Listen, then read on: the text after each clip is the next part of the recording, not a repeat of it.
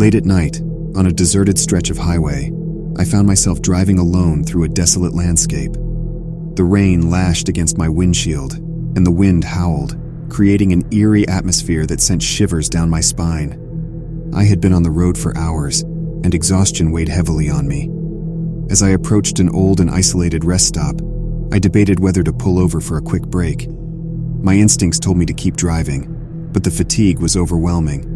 I gave in and turned into the eerie parking lot, the flickering overhead lights barely illuminating the area. I parked my car in a corner, trying to position myself away from the shadows that danced on the walls. The rain drummed on the roof of my car, creating an ominous symphony of sound. With each raindrop, my unease grew. I stepped out of the car, feeling the cold, damp air against my skin. The rest stop was eerily quiet. There was no sign of other travelers. The only sound was the whisper of the wind through the trees, but it sounded like a distant cry in the darkness. I made my way to the small restroom building, its flickering lights casting eerie shadows along the walls. Inside, the air was heavy, and a musty odor filled my nostrils. I hurriedly splashed water on my face, trying to shake off the feeling of being watched. As I made my way back to the car, I noticed a flicker of movement out of the corner of my eye. I turned, but there was nothing there, just the swaying of the trees in the wind. I chalked it up to my tired mind playing tricks on me. As I settled back into my car, I caught a glimpse of a figure in my rearview mirror. My heart skipped a beat as I saw a pale face staring back at me. The face was expressionless, eyes empty, and its mouth was locked in a haunting grin. I whipped around to look behind me, but there was no one there. I must have imagined it, I thought. But the feeling of being watched persisted, and my unease grew stronger. Suddenly, the car's headlights flickered, and the engine sputtered. Panic surged through me as the car's lights went out completely, plunging me into darkness. I tried to start the engine, but it was dead. The rain intensified, pounding against the car's windows like a relentless drumbeat. In the darkness, I could make out faint shapes moving outside the car. Shadows seemed to dance, closing in on me from all sides. With trembling hands, I reached for my phone to call for help, but it was dead too. I was stranded, alone, and surrounded by an eerie presence I couldn't explain. Fear gripped me, and I felt like a trapped animal, waiting for something sinister to reveal itself. Then, a blood-curdling scream pierced the night, coming from the direction of the restroom building. The scream echoed through the desolate landscape, and my heart pounded in my chest. In a panic, I fumbled with the car door and bolted out into the rain, running as fast as my legs could carry me. I didn't look back, not wanting to see what horrors might be lurking in the darkness behind me. I ran until I reached a nearby gas station, where I finally found help. The gas station attendant called the police, who agreed to accompany me back to the rest stop to investigate. When we returned, the rest stop was empty. No sign of the figure in the mirror or the haunting screams. The car started without any issues, and the lights were functioning normally. To this day, I can't explain what happened that terrifying night. I still shudder at the memory of the pale face in the mirror, the feeling of being watched, and the scream that pierced the darkness.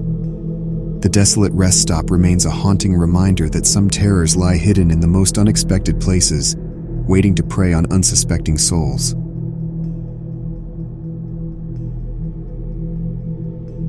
I've always been a nature enthusiast, so when my friends suggested a weekend camping trip in the wilderness, I eagerly agreed. We packed our gear and set off, venturing deep into the heart of the dense woods.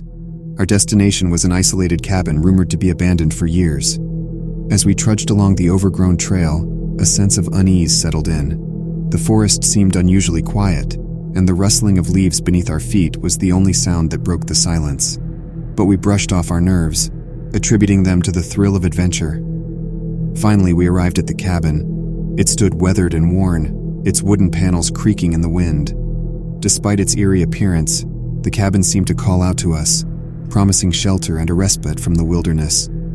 As we settled in for the night, we built a fire, hoping to ward off the chill and the sense of isolation. We laughed and shared stories, trying to create a sense of normalcy. But deep down, we all felt a lingering unease, as if we were intruding on something ancient and unseen. As the night wore on, the forest grew darker, and the fire's flickering light cast ominous shadows on the cabin walls. We heard strange sounds outside, the hooting of owls, the distant howl of a wolf. Every little noise sent shivers down our spines. But the true terror began when we heard a soft, rhythmic tapping on the cabin's windows. It was as if someone or something was trying to get our attention. We huddled together, our hearts pounding, not daring to look outside. The tapping persisted, growing louder and more insistent. It echoed in our minds, filling us with dread. One brave friend cautiously approached the window and peered out. He gasped, stumbling back, his face pale as a ghost. "There's someone out there," he whispered, his voice barely audible. We all rushed to the window, and through the darkness, we saw a figure standing just beyond the reach of the fire's light.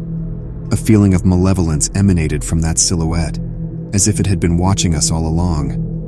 Fear clutched at our throats as we locked the doors and windows, desperate to keep whatever was out there at bay.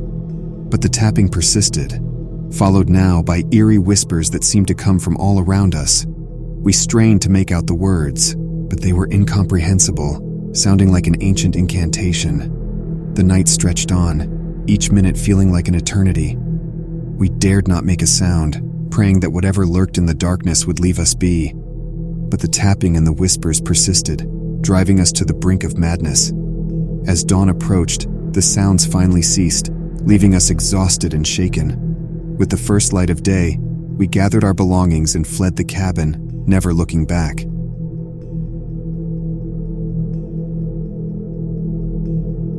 It was a chilly autumn evening when I found myself alone in a quaint little town, known for its old-world charm and picturesque streets.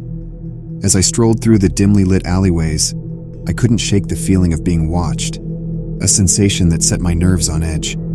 Hoping to dispel my unease, I decided to take a shortcut through an unfamiliar alley.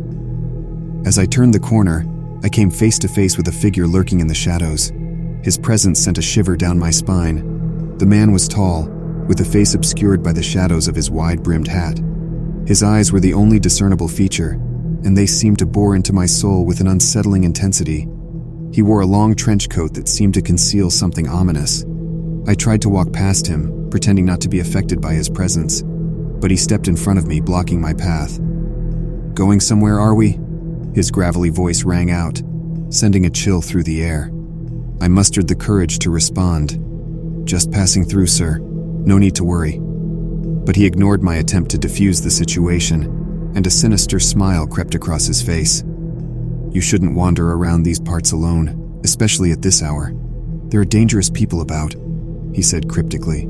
Uneasiness consumed me, and I felt an instinctual need to escape. I tried to step around him, but he moved with an unnatural swiftness, cutting me off again. His eyes never left mine, and I sensed a malevolence that sent a cold wave of fear through my body. Just as panic was about to overwhelm me, I heard the distant sound of footsteps approaching. A group of people rounded the corner, laughing and chatting, oblivious to the tension in the air. The man's expression darkened, and without a word, he retreated into the shadows, disappearing as if he had never been there. I let out a sigh of relief as the group passed by, and I hurriedly continued on my way, trying to shake off the encounter. However, my encounter with the enigmatic stranger was far from over. Over the next few days, I caught glimpses of him in the corners of my vision, always watching from a distance. I couldn't shake the feeling that he was stalking me, a silent predator in the shadows. His presence weighed on my mind day and night, and I began to feel like I was losing my sanity. I decided to confide in a close friend, hoping they could offer some reassurance. As I described the man to my friend, they turned pale, and their expression turned grave. "You need to be careful," they said, their voice tinged with concern. "There have been reports of a dangerous individual in town, a person with a troubled past and a propensity for violence." My heart sank, and I realized that my fears were not unfounded. The enigmatic stranger was more than just an unsettling presence. He was a real and dangerous person. Determined to protect myself, I took extra precautions, avoiding isolated areas and staying vigilant when walking alone. Yet, despite my efforts, I couldn't shake the feeling that the stranger was always one step behind me. Months passed, and the encounters with the enigmatic stranger grew less frequent, but my fear lingered. I never knew when he might reappear, a reminder that evil can exist in the most unexpected places. To this day, I am haunted by that chilling encounter, a reminder that there are real dangers lurking in the shadows.